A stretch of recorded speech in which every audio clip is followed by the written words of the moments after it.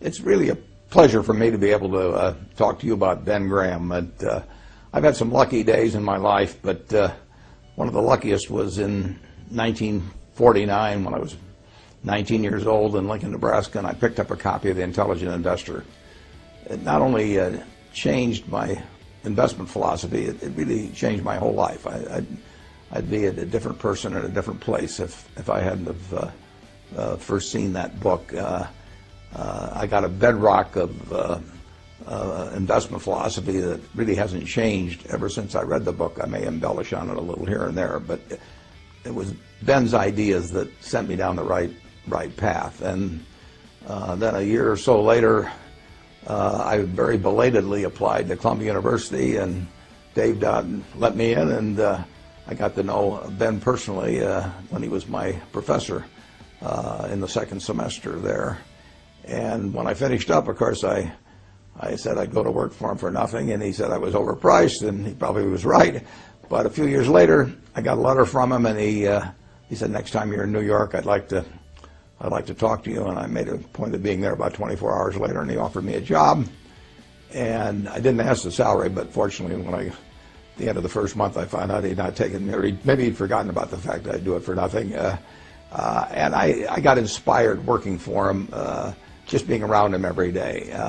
And then we developed this friendship, which lasted until he died about 25 years later. So I really had a quarter of a century of experience with a marvelous man. And you all know about his mind and his ideas and the influence they've had on the profession of security analysis, the influence they probably had on you and your own portfolios, and certainly me. But the human side was just as impressive. He was a generous man. When my first son was born, shortly after I went back to take the job in December of 1954, my son was born, and I gave him the middle name of Graham. I named him after my dad, Howard, and then after Ben Graham with the middle name of Graham.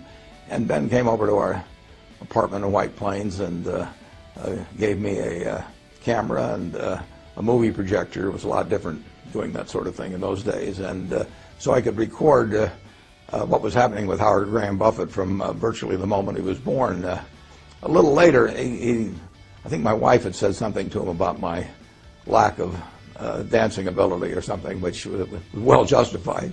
And Ben gave me a certificate for some free lessons at the Arthur Murray Dance Studio in White Plains. That may have been the worst investment he ever made. He did not get his money's worth when he did that.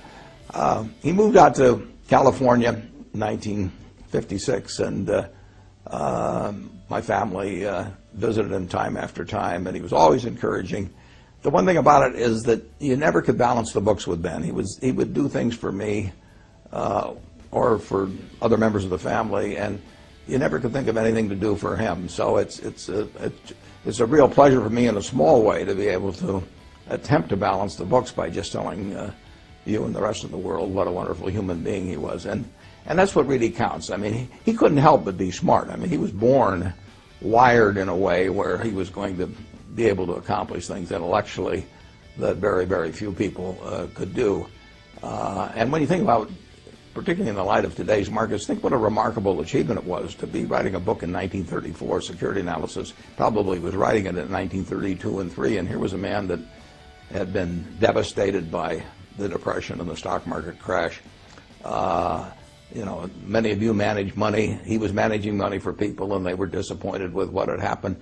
But he could see far enough out in the future that he still turned out this marvelous book in a dispassionate, very rational way, and not overwhelmed by the events of the previous couple of years. But he wrote a book where 75 or so years later, we're still reading it to learn new things every day. So it was a marvelous intellectual achievement. But again, that he couldn't help that. He was born with that brain. He didn't have to be the wonderful human being he was. I mean, he could have behaved in an arrogant manner or had a tone of superiority because he had to know he was smarter than 99.99% of the people around him.